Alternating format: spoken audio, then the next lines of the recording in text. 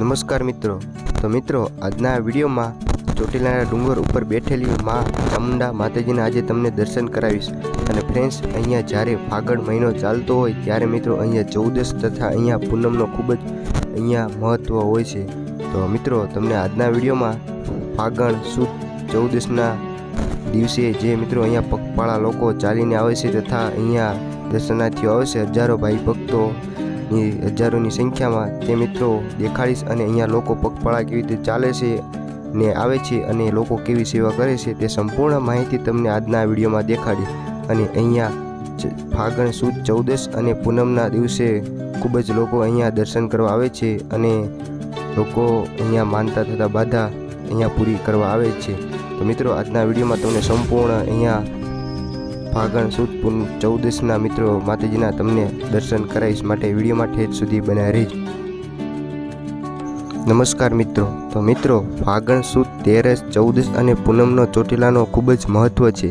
તે નિમિત્તે લોકો મિત્રો અહીંયા ભાવનગરના જિલ્લાના તથા બોટાદ જિલ્લાને વધારે આલમના લોકો અહીંયા પગપાળા માં ચામુંડા માના દર્શન કરવા ચાલીને જાય છે.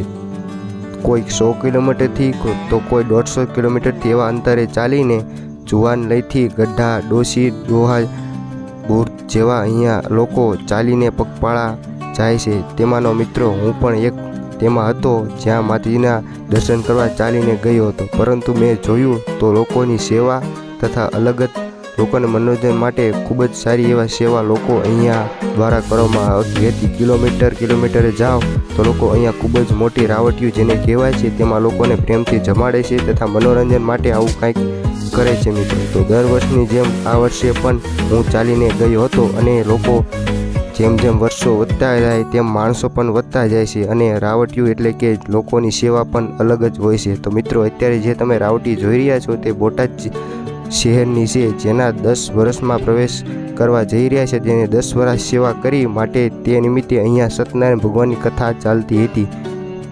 જે રાવટીના 10 વર્ષ પૂરા થઈ ગયા માટે અહીંયા તે સત્યનારાયણ કથા કરવામાં આવી હતી. તો તેમાંનો મિત્રો હું પણ ચાલીને જતો હતો. તેમ કરતાં કરતાં લોકો સાથે સાથે ચાલતા ગયા. તેમ કરતાં અહીંયા અમે ચોટીલા પહોંચી ગયા ફાગણ સુદ ચૌદસના દિવસે. તો મિત્રો, આ છે સંપૂર્ણ ફાગણ સુદ ચૌદસના એટલે કે હોળીના દિવસનો અત્યારે માહોલ. તો મિત્રો, જોઈ શકો છો, હજારો નહીં પણ લાખોની સંખ્યામાં ભાઈ ભક્તો અહીંયા માતાજીના દર્શન કરવા પગપાળા ચાલીને ઉનાળાના ખરા તડકાના અહીંયા લોકો ચાલીને આવે છે. તો મિત્રો, જોઈ શકો છો, આખો ચોટીલાની બજાર ભરપૂર અહીંયા ફાગણ ચૌદસ તથા પૂનમના દિવસે ભરચક હોય છે.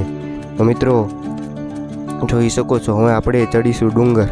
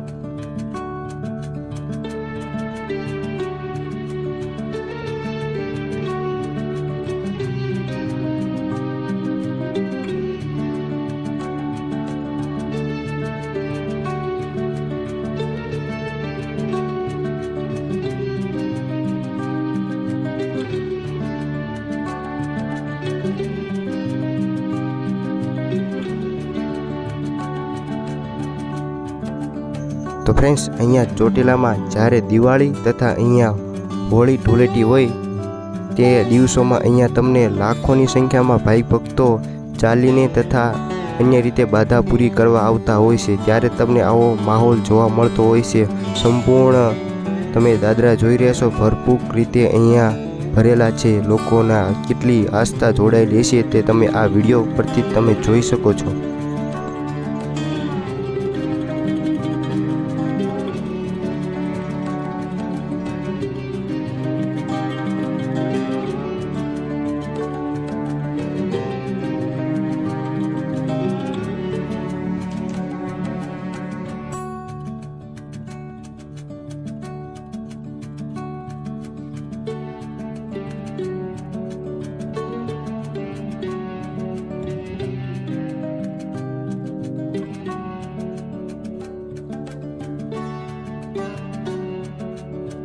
તો ફ્રેન્ડ્સ, જ્યારે તમે અડધા ડુંગરે ચડી જાઓ છો ત્યારે અહીંયા નાની એવી મહાકાળી માની દેરી જોવા મળે છે, જ્યાં લોકો અહીંયા નાળિયેર વધેરે છે તથા અગરબત્તી કરીને માતાજીના દર્શન કરી અહીંથી ચામુંડા માતાજીના દર્શન કરવા જાય છે। તો ફ્રેન્ડ્સ, અહીંયા લોકો પણ એટલી જ આસ્થા ધરાવશે જેટલી ઉપર માં ચોટીલાવાળી ચામુંડા માતાજીનું દેવળ છે તેટલી જ અહીંયા આ મહાકાળી માની પણ આસ્થા લોકો સાથે જોડાયેલી છે।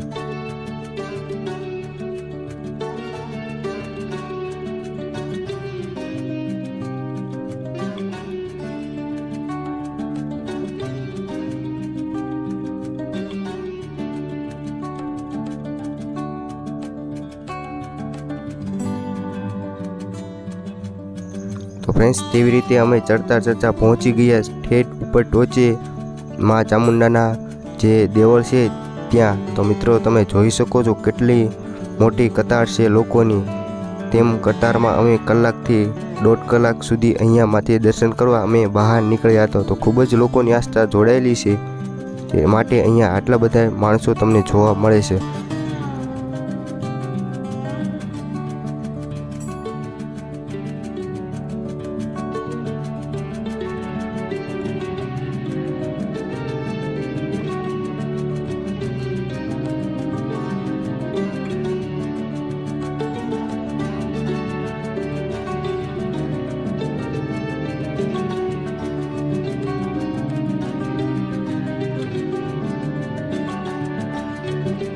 તો ફ્રેન્ડ્સ, કરી લો ફાગણ સુદ 14ના દિવસના માતાજીના દર્શન।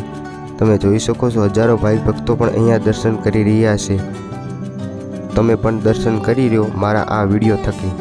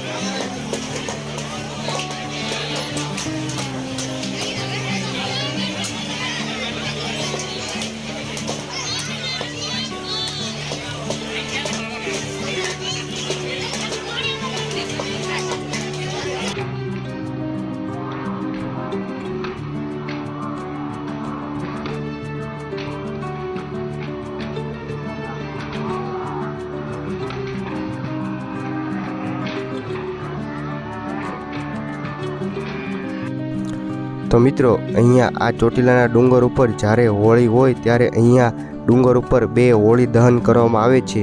જે હોળી દહન તમે અત્યારે સામે જોઈ રહ્યા છો તે હોળી દહન અહીંયા ચોટીલાના ફરતે 52 ગામડા સુધી અહીંયા તેનો તેજ દેખાય છે અને લોકો 52 ગામ સુધી અહીંયા આ ચોટીલાના ડુંગર ઉપર જે હોળી પ્રગટાવવામાં આવે છે તેના દર્શન 52 ગામ સુધી લોકો કરે છે। તો મિત્રો, ઘણા બધા લોકો તે જોવા માટે પણ સાંજ સુધી અહીંયા આ હોળિકા જોવા માટે લોકો અહીંયા રોકાય છે, રાત્રિ રોકાણ કરે છે। તો મિત્રો, તેવી 2 હોળિકા દહન અહીંયા ડુંગર ઉપર પણ કરવામાં આવે છે। જે લોકોની બાધા તથા માનતાના નાળિયેર આવેલા હોય તેની અહીંયા હોળિકાષ્ટા કરવામાં આવે છે।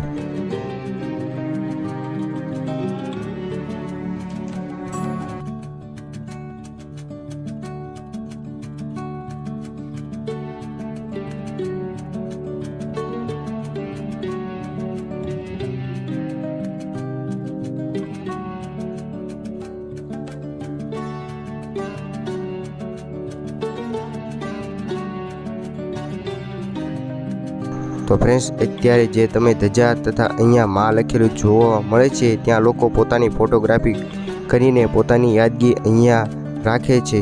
તો ઘણા બધા લોકો અહીંયા ફોટોગ્રાફી પણ કરે છે અને અમે પણ ફોટોગ્રાફી કરીને મેં વિડીયો સારો એવો ઉતારી લીધો।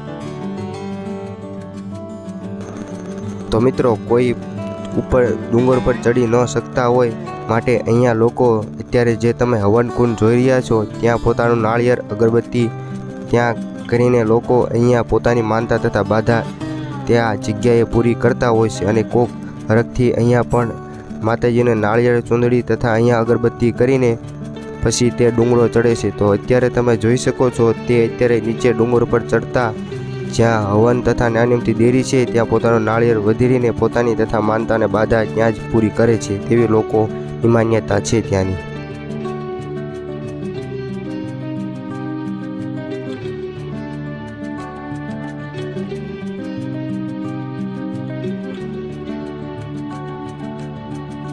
તો મિત્રો વિડીયો તમને જરૂર પસંદ આવ્યો હશે. તો વિડીયો પસંદ આવ્યો હોય તો વિડીયોને લાઇક શેર તથા આપણી આ યુટ્યુબ ચેનલને જરૂર સબસ્ક્રાઈબ કરી નાખજો જેથી તમને આવા મારા આ વ્લોગ ધાર્મિક સ્થળોના વિડીયો મારી યુટ્યુબ ચેનલમાં જોવા મળે. ત્યારબાદ અમે ત્યાં ફોટોગ્રાફી કરાવીને ત્યાંથી તમે નીકળી ગયા હતા. તો કોમેન્ટમાં જરૂર જણાવજો કેવો વિડીયો લાગ્યો. તો મળીશું એક નવો વિડીયો સાથે. ત્યાં સુધી જય માતાજી.